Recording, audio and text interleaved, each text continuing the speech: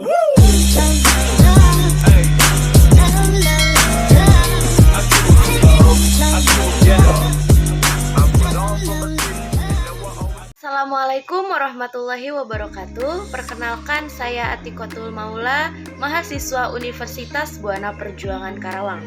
Kali ini saya akan berbagi sedikit materi tentang studi kelayakan bisnis usaha rumah makan Restoku. Materi yang pertama akan dibahas yaitu latar belakang rumah makan Restoku. Latar belakang rumah makan usaha Restoku. Usaha ini merupakan usaha kuliner dengan berbagai aneka ragam makanan Nusantara yang berada di kota Bali. Rumah makan dengan berbagai aneka ragam makanan Nusantara juga sangat banyak dicari oleh konsumen, apalagi di kota Bali.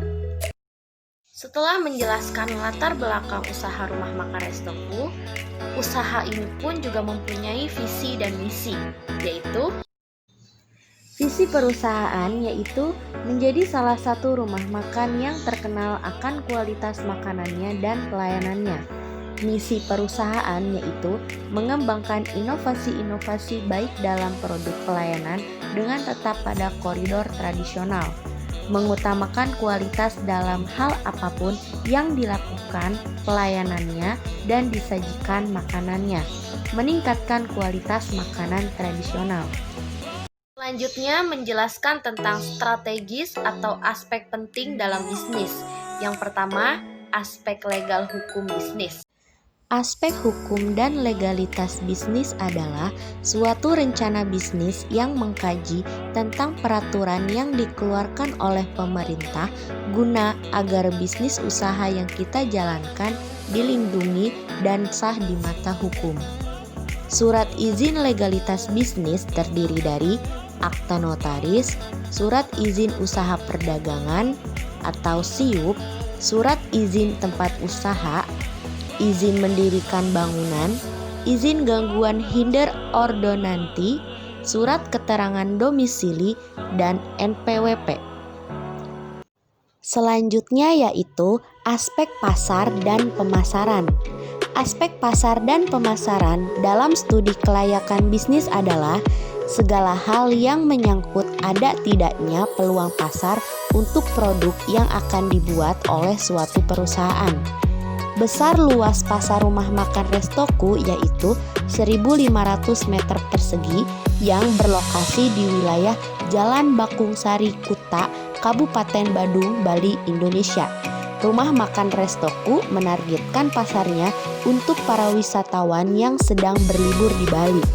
Bisnis kuliner rumah makan ini menargetkan pasarnya untuk kalangan remaja, dewasa, anak-anak maupun orang tua. Selanjutnya yaitu segmentasi pasar. Segmentasi pasar terdiri dari segmentasi berdasarkan geografi, segmentasi berdasarkan demografis, segmentasi berdasarkan psikografis, dan segmentasi perilaku konsumen. Segmentasi berdasarkan geografi yaitu masyarakat Badung, tempat usaha tersebut dibuka, khususnya untuk yang bertempat tinggal di daerah Jalan Bakung Sari Kuta. Segmentasi berdasarkan demografis, usia, anak-anak hingga dewasa, jenis kelamin laki-laki dan perempuan, pekerjaan, mahasiswa, pelajar, pegawai kantor, karyawan, wisatawan. Segmentasi berdasarkan psikografis mulai dari kalangan biasa, menengah hingga kalangan atas. Segmentasi perilaku konsumen, produk yang ditawarkan sangat dipengaruhi oleh konsumen.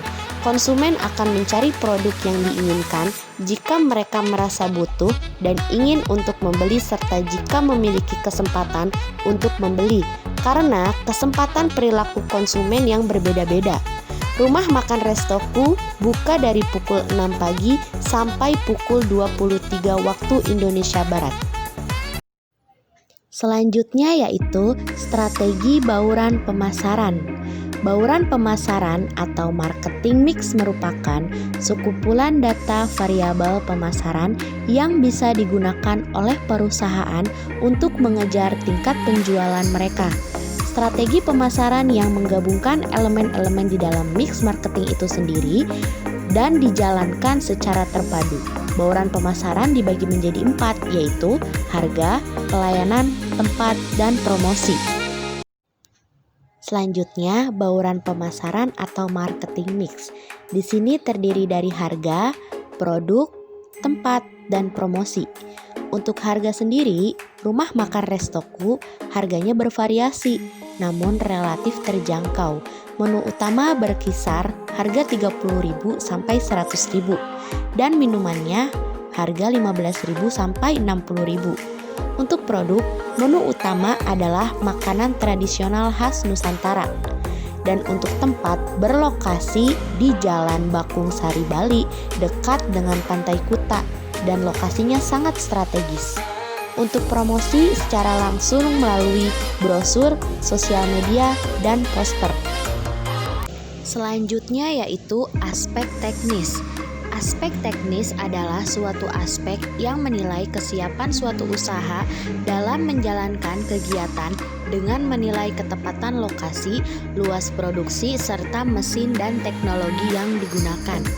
Selanjutnya ada bagian-bagian aspek teknis yang terdiri dari lokasi, luas produksi, mesin, dan teknologi. Rumah makan Restoku berlokasi di Jalan Bakung Sari, Kabupaten Bali. Ramai penduduk dan dekat dengan tempat wisata. Lokasinya strategis, dekat dengan sumber bahan bakunya dan sumber daya alamnya. Untuk luas produksi, rumah makan Restoku luas pasarnya 1.500 meter persegi.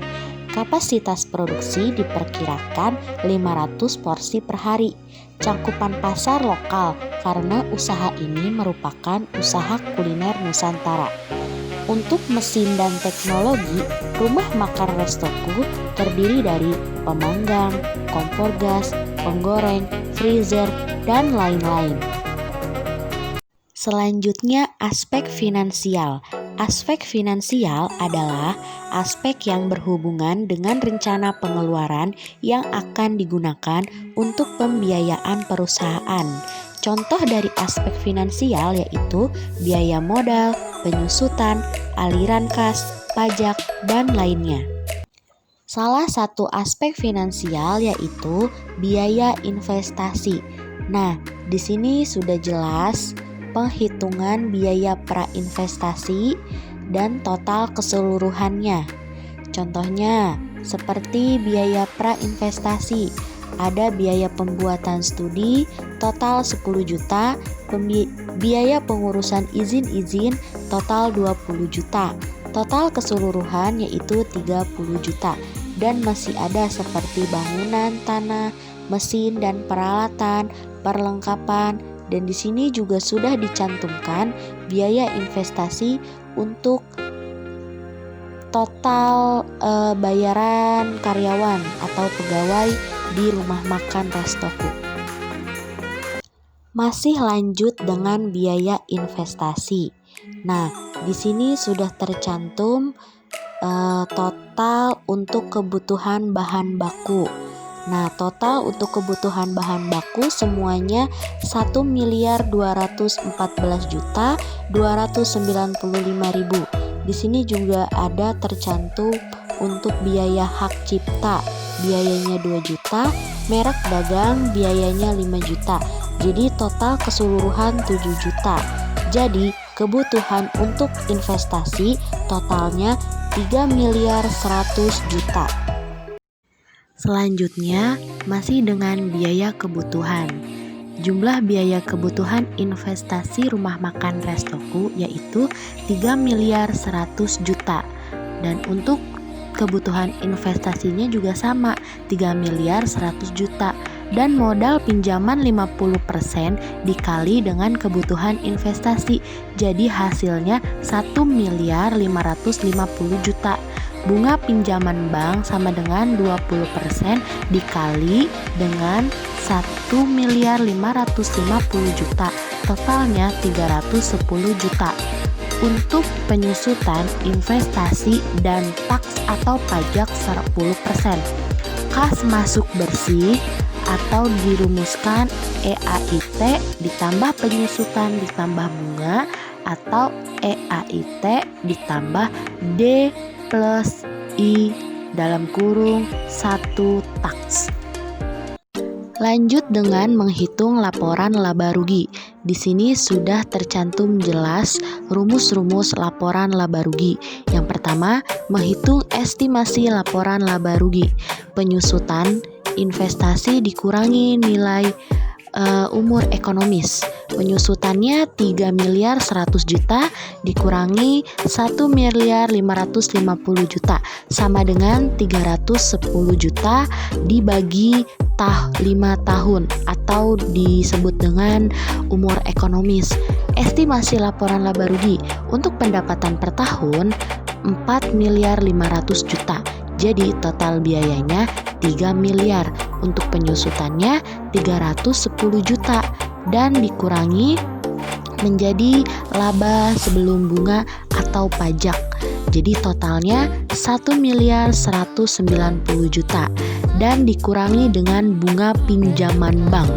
Bunga pinjaman bank totalnya 310 juta dan hasilnya disebut laba sebelum pajak atau EBT, yaitu totalnya 880 juta dan dikurangi dengan pajak 10%. Totalnya yaitu menjadi laba setelah bunga atau pajak yang hasilnya menjadi 792 juta. Itu tadi laporan laba rugi rumah makan Restoku. Lanjut dengan menghitung arus kas bersih. Aliran kas masuknya jika menggunakan modal pinjaman adalah rumusnya yaitu EAIT ditambah penyusutan ditambah bunga atau 1 dikurangi taks atau EAIT ditambah D plus I atau 1 dikurangi taks. Untuk EAIT-nya total 792 juta ditambah 310 juta ditambah 310 juta dalam kurung 1 dikurangi 0,10 sama dengan totalnya yaitu 792 juta ditambah 310 juta ditambah 279 juta. 279 juta itu total dari 310 dikali 1 dikurangi 0,10 ya. Dan total semuanya yaitu 792 juta ditambah 589 juta sama dengan 1 miliar 381 juta. Nah, setelah dihitung maka diketahui kas bersihnya yaitu sebesar 1 miliar 381 juta. Nah, selanjutnya di sini juga sudah terinci cash flow selama umur ekonomis. Umur ekonomis rumah makan Restoku di sini selama penghitungannya ada 5 tahun dari 2019 sampai 2023. Di sini keterangannya terdiri dari pendapatan, total biaya penyusutan, EBIT bunga pinjaman, EBT pajak 10%, EAIT D plus atau 1 min 0,10%, DF 20% dan PFP dan PV PF proset. Nah, dari 2019 sampai 2023 sudah terinci semua nominal-nominalnya. Lanjut kita ke tabel cash flow selama umur ekonomis, tapi di sini tercantum rumus yang terdiri dari EAIT D plus 1 min tax dan proset, DF 20%, PV kas bersih. Semua sudah terinci. Untuk EAIT-nya jumlahnya yaitu 7 miliar 2 juta dan untuk total prosetnya totalnya 10 miliar 411 juta dan untuk DF 20%-nya totalnya 2,99 dan PV kas bersihnya yaitu 5 miliar 896 juta 193 ribu. Selanjutnya di sini ada kriteria penilaian bisnis. Yang pertama payback period atau PP, yaitu penilaian terhadap periode waktu pengambilan investasi. Nah, investasi pada rumah makan Restoku yaitu 3 miliar 100 juta dan untuk kas bersih tahun 1 atau pertama yaitu 1 miliar 381 juta dikurangi jadi totalnya 1 miliar 709 juta. Karena sisa tidak bisa dikurangi proset tahun kedua, maka sisa proset tahun pertama dibagi proset tahun kedua, yaitu payback periodnya 1 miliar 719 juta dikali 12 bulan sama dengan 11,2 dibulatkan menjadi 11 bulan.